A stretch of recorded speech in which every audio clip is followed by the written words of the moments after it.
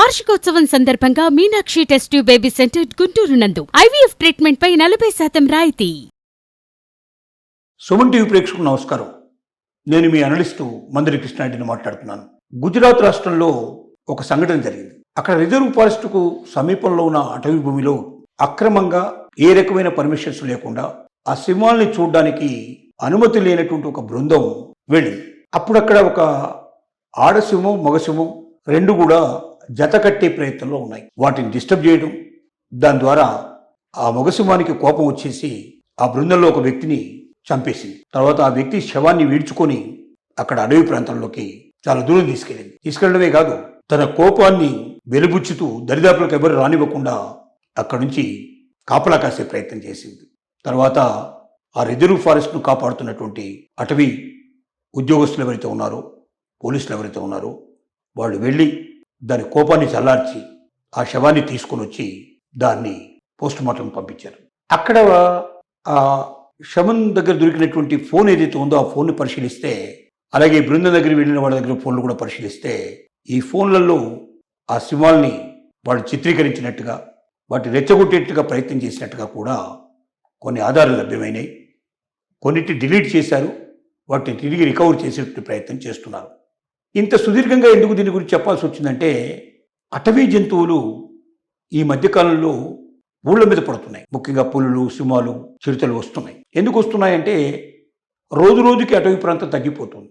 చెట్లను నరికేయడం, కార్చిచ్చు లాంటివి వచ్చి చెట్లను కూడా కాలిపోవడం, తర్వాత అక్రమ వేట కోసం వెళ్ళి వాటి బయటికి తరవడం, తర్వాత నీరు దొరికిన ప్రాంతం పరిస్థితులు ఏర్పడి నీళ్ల కోసం బయటికి రావడం, ఇలాంటి రకరకాల ప్రయత్నాలు జరుగుతూ ఉన్నాయి. కానీ వన్యమృగ సంరక్షణ కోసం భారత ప్రభుత్వం అనేక రకాల చట్టాలు చేసింది. నిషేధిత ప్రాంతంగా ఏదైతే గుర్తించబడుతుందో అక్కడ అనుమతి లేకుండా ఎవ్వరూ కూడా ఫోటోలు తీయడానికి వెళ్ళడం కానీ, ఆ జంతువులను చూడడానికి వెళ్ళడం కానీ ఏది చేసినా తప్పే, అది నేరం కిందకే లెక్క అవుతుంది.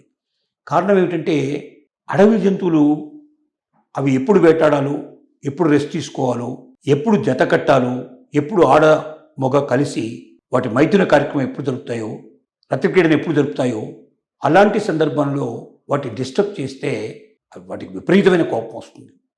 ఆ కోపంలో ఎంత వినాశనకైనా పట్టుపడతాయి. కాబట్టి అడవి జంతువులు డిస్టర్బ్ చేసేటువంటి హక్కు మనకు లేదు.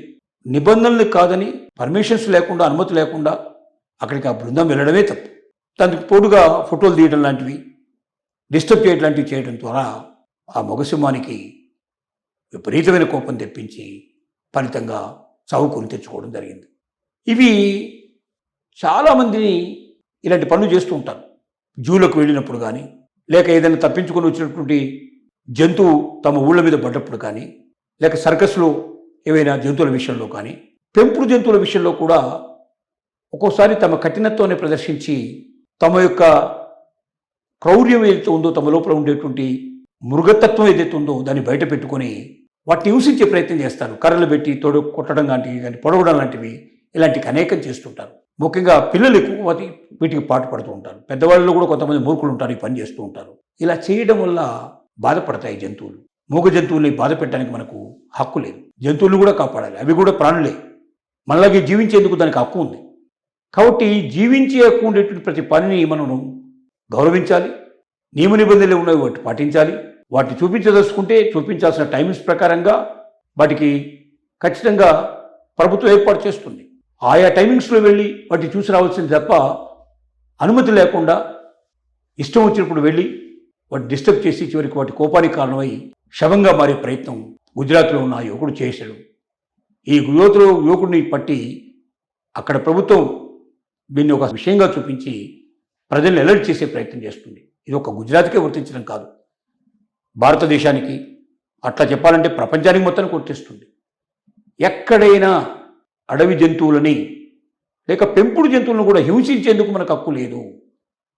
ఒక కుక్కను మనం సాకామను, ఒక పిల్లిని మనం సాకామను, లేకపోతే ఏదైనా ఒక కుందేలుని మనం సాకామను, దాన్ని హింసించి దాన్ని విపరీతంగా కొట్టడం కానీ, దాన్ని బాధ పెట్టడం కానీ, ఇలాంటివి చేయడానికి మనకు హక్కు లేదు.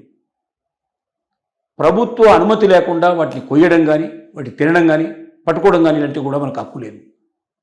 కాబట్టి ఏ జంతువుల మీద ప్రభుత్వం ఎలాంటి నిబంధనలు పెట్టింది, వాటిని మనం సాకేందుకు మనకు హక్కు ఉందా లేదా, వాటిని మనం పోషించేందుకు మనకు హక్కు ఉందా లేదా, మన ఇష్టం వచ్చినట్టు తెచ్చి మన ఇంట్లో గడుపులో ఎక్కడైనా కట్టేసేందుకు మనకు హక్కు ఉందా, వీటన్నిటి గురించి పూర్తిగా వివరంగా తెలియకుండా అడవి జంతువులను పోషించడం కానీ, పెంచడం కానీ, వాటిని కోసేయడం కానీ, వాటిని బాధ పెట్టడం కానీ, వాటిని ఇంకా ఏ రకంగా సరే హింస పెట్టినట్టుగా కూడా తెలిసినా ఇవన్నీ కూడా చట్టవిరుద్ధమైన పనులు. వీటికి తప్పనిసరిగా శిక్షలు, పెనాల్టీలు ఉంటాయి. కొన్నిసార్లు జీవితకాలం కూడా పడే అవకాశాలు ఉంటాయి. మనం చూస్తున్నాం, ఒక బాలీవుడ్ నటుడు, పెద్ద నటుడు అడవుల్లోకి వెళ్ళి జింకల్ని వేటాడినట్టుగా, వాటిని చంపినట్టుగా ఒక ఆధారపూరితమైనట్టు వార్త తెలిసి ఆ కేసు దాదాపుగా ఏళ్ల తరబడి కోర్టులకు వెళ్లాల్సిన పరిస్థితి, అన్నిసార్లు వెళ్ళి అటెండ్ అవ్వాల్సిన పరిస్థితులు ఏర్పడ్డాయి. కాబట్టి పేరు మోసినటువంటి బాలీవుడ్ నటులకే తప్పని పరిస్థితి ఏర్పడింది. మామూలు మనుషులకి ఇంకా అది లెక్క కూడా ఉండదు. కాబట్టి ప్రతి అడవి జంతువులు కానీ, పెంపుడు జంతువులు కానీ పోషించినప్పుడు, వాటిని హింస పెట్టేయడానికి ప్రయత్నం చేసినప్పుడు ఒక్కసారి దాని వెనక తప్పనిసరిగా చట్టాలు ఉన్నాయి. ఆ చట్టాల ప్రకారం తమకు శిక్ష పడుతుంది. తమకు జీవితం లోపల ఒక్కసారి దాన్ని హింసించి మనం ఆనందపడుతున్నాం, కానీ మన జీవితాంతం మనం హింసకు గురి కావాల్సిన పరిస్థితి పడుతున్న విషయం గ్రహించాల్సిన పరిస్థితి ఉంది.